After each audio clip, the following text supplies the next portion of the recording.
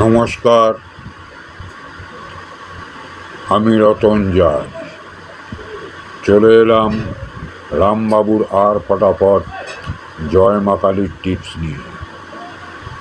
আজ 6/7/2025, আজ রবিবার, তাই আজ একটি রোলিং রয়েছে।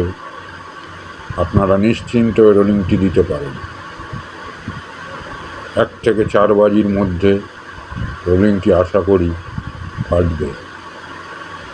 রোলিংটি 4, 5 এবং 2টি ঘরে একটি একটি করে পাট্টি দেওয়া আছে। আপনারা নিশ্চিন্তে রোলিংটি দিতে পারেন।